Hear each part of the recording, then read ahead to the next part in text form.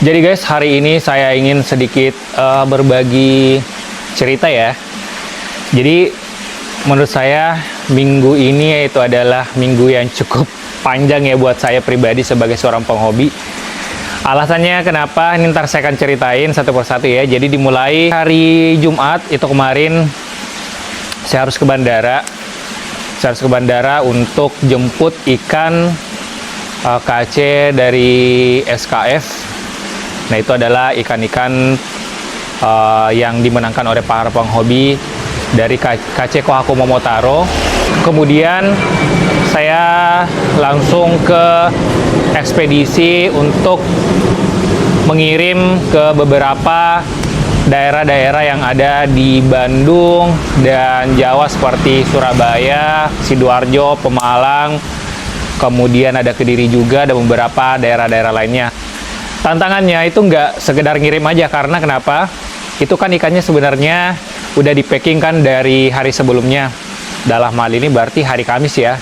Kamis sore pasti, atau Kamis sore atau entah itu malam, itu pasti udah di packing ya di Escape di Medan sana. Nah, otomatis perjalanan kan akan nambah tuh. Jadi hari Jumat sudah sampai di Jakarta, kemudian saya akan kirim lagi ke beberapa daerah di Jawa. Nah, itu berarti akan memakan waktu kurang lebih 2 hari. Nah, untuk mengurangi resiko segala macam, akhirnya saya harus repack lagi ya guys ya. Nah, repacknya biasa saya lakukan itu adalah mengganti oksigen yang ada di dalam packing tersebut, kemudian mengganti air. Nah, tapi karena waktunya pendek, itu sepertinya nggak memungkinkan untuk saya ganti air semua ikan yang akan dikirim. Itu kan ada beberapa box ya guys ya, ada sekitar 10 box. Yes, ya itu benar, pas 10 box. Ada 3 box yang besar, dan kemudian ada 7 box yang ukurannya agak sedikit kecil. Nah, jadi suka nggak suka ya guys, saya harus cari solusi dong, solusi alternatif. Gimana caranya? Saya harus packing atau repack lagi ikan-ikan yang akan saya kirim ke beberapa daerah di Pulau Jawa itu, tapi dengan waktu yang singkat, karena hari itu kan hari Jumat, saya juga harus berangkat sholat Jumat, dan juga si ekspedisinya itu tutup di bawah jam 12, jadi 12 siang. Bukan tutup sih, lebih kepada kalau misalnya untuk dikirim ke daerah-daerah Jawa itu harus dikirim sebelum jam 12. Kalau misalnya lewat dari jam 12 itu dikirimnya besoknya lagi guys. Jadi itu bisa nambah hari lagi, itu bisa lebih fatal lagi guys. Makanya kita harus kejar waktu saat itu. Nah, solusi yang saya ambil itu adalah saya putuskan menggunakan Sikkem Prime. Nah, karena setahu saya Sikkem Prime itu bisa bantu untuk mengurangi jumlah amoniak, bahkan mungkin bisa menetralisir dan juga zat-zat beracun lainnya yang ada di plastik packing ikan tersebut. Itu kalau nggak salah dia bisa sampai 24 jam mereduce amoniak dan zat-zat beracun yang lainnya guys. Nah, makanya saya pakai Sikkem Prime, menggunakan satu tutup botol setiap satu pack. Nah, itu kan sekitar 5 mili kayaknya kalau nggak salah ya. Itu saya isi satu persatu, kemudian saya oksigen semuanya, kemudian setelah itu udah saya kirim.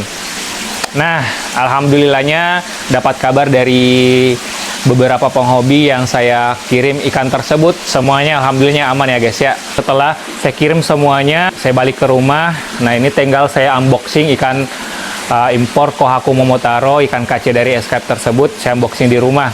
Nah, itu ada 4 ekor. Jadi ada 1 ekor itu ownernya dari Java, kemudian 1 ekor ownernya dari salah satu penghobi di Pekanbaru.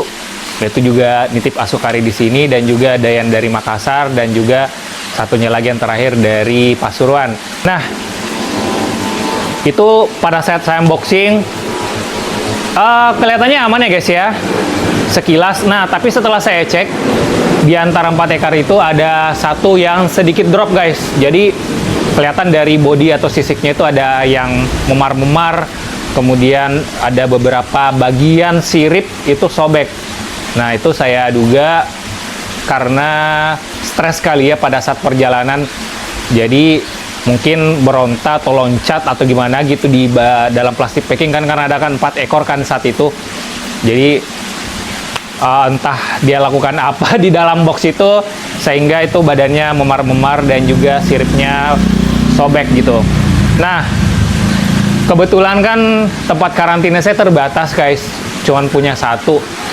Nah, makanya saya harus putar otak tuh lebih cepat guys untuk nge-set up satu tempat karantina lagi khusus ikan yang drop tersebut. Karena kan 2 ekor yang lainnya kan harus saya karantina dulu dong sebelum masukin ke kolam. Nah, 1 ekor tersebut saya nggak mungkin akan gabung dengan ikan yang masih fit sih menurut saya gitu ya.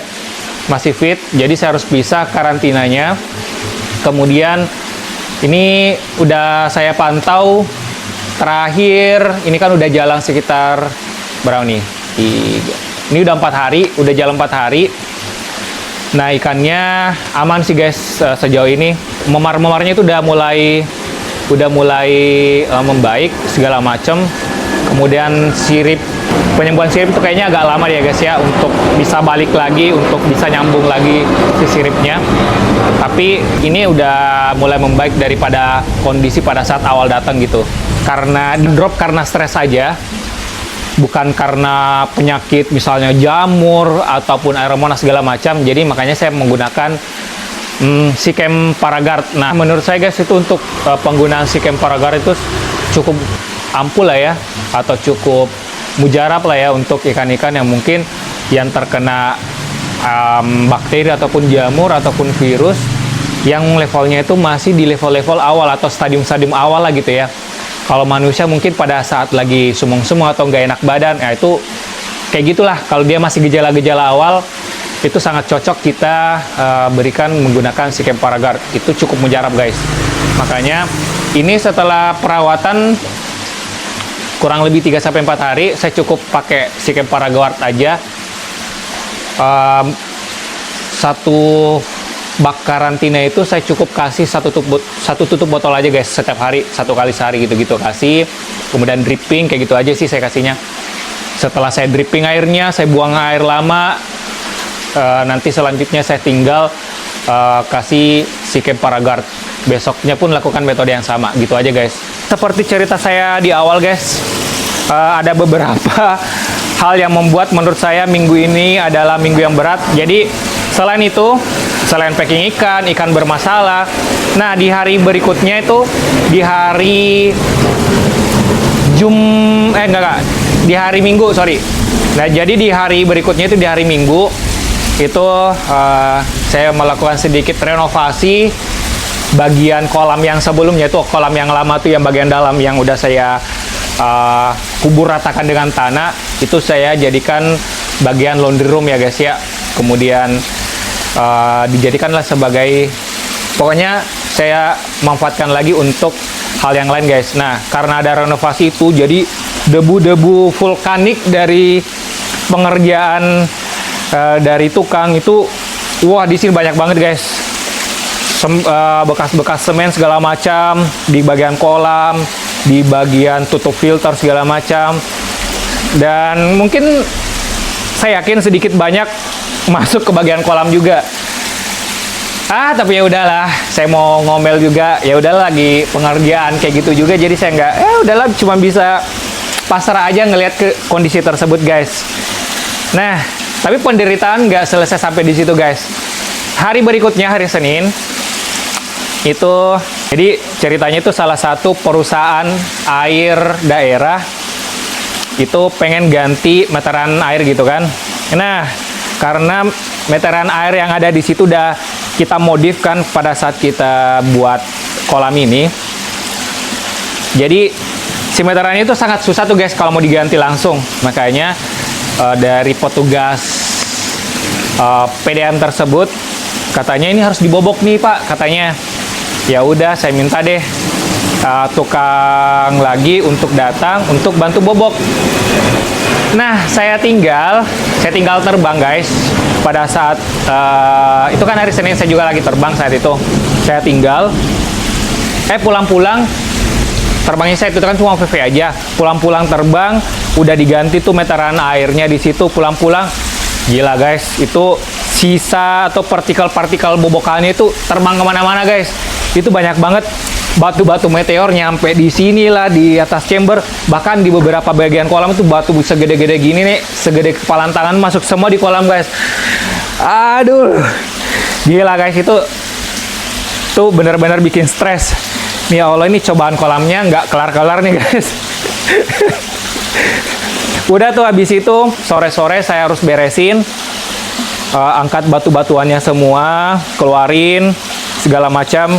Tapi serpian-serpian kecilnya itu kayaknya susah untuk saya keluarin. Jadi saya biarin aja serpian kecilnya kesedot oleh button drain. Itu masih aman sih sepertinya. Ini buktinya sekarang di bagian dasar kolam udah nggak ada sama sekali, udah disedot oleh bottom drainnya gitu ya guys ya. Nah, lanjut lagi. Permasalahan berikutnya di hari Selasa guys. Besok paginya, sebelum saya terbang, saya cek tuh kolam tuh. Saya pengen lihat, udah bersih belum ya dari residu-residu sisa bobokan di PDM, udah bersih belum ya, gitu-gitu. Saya niatnya pengen ngecek gitu guys ya. Ternyata guys, saya menemukan apa coba? Menemukan tikus yang jatuh tenggelam di dalam kolam ini. Aduh, ada-ada aja guys. Ya Allah, kayaknya ini kolam ini perlu dirupiah ini kayaknya guys ya. Jadi tambah PR lagi. Bangkai tikusnya harus saya keluarin lagi guys. Saya harus keluarin lagi. Jadi udah kayaknya setelah cobaan yang begitu banyak, mungkin saya nunggu libur dulu. Entah itu kebetulan juga kan besok lusa saya libur tuh. Kayaknya ini saya akan melakukan maintenance besar nih guys. Cuci beberapa bagian chamber, saya akan benar-benar cuci. Sekaligus maintenance kotoran-kotoran yang besar yang mungkin yang udah mengendap di bagian dasar chamber.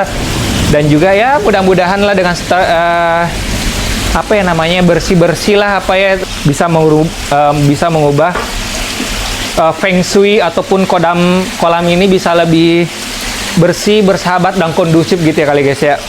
Nah mungkin ikan 2 ekor yang menurut saya fit, saya akan masukin guys di kolam.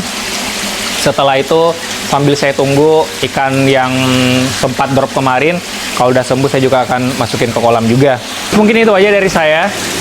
Harapannya sih semoga kondisi di kolam saya di sini bisa lebih kondusif lagi, karena males aja kalau banyak PR ya guys ya. Aduh, bersih-bersih, beres-beres atau benah-benahin itu menguras tenaga dan waktu ya guys ya. Jadi aduh, harapannya sih nggak terjadi hal berat seperti minggu ini guys ya untuk kedepannya. Nah nanti juga saya akan coba angkat deh beberapa ekor di sini untuk saya cek sudah sejauh mana perkembangannya. Penasaran juga saya secara pribadi guys ya, grow-nya udah seperti apa. Kalau misalnya ada yang memungkinkan untuk kita buat giveaway, nanti kita akan infokan ya guys ya. Sepertinya sih untuk menyambut hari kemerdekaan sih kayaknya oke nih kita buat giveaway 1 ekor Kohaku Marude ya guys ya. Karena pas lah temanya kan merah putih tuh. Oke lah, kayaknya kita buat giveaway nanti. Untuk konsepnya seperti apa giveaway-nya, nanti saya akan coba pikirin dulu. Tapi kalau teman-teman punya konsep tersendiri gimana metode giveaway-nya, nanti tulis di kolom komentar ya. Mudah-mudahan dengan giveaway tersebut bisa membantu feng shui atau kodam di kolam ini bisa lebih baik ya guys ya. Gitu kali ya, semacam apa ya namanya ya, korban persembahan gitu ya, persembahan gitu ya enggak sih? Tapi itu jangan dipercaya, itu musyrik. Ya intinya gitu ya, intinya mudah-mudahan dengan kita buat giveaway nanti ya rezeki kolam ini bisa lebih bagus lah gitu ya. Oke, mungkin itu aja dari saya. Terima kasih yang udah nonton, terima kasih juga yang udah doain yang baik-baik. Sampai ketemu di video berikutnya. Salam baik untuk persahabatan, semoga sehat selalu dan kaya raya.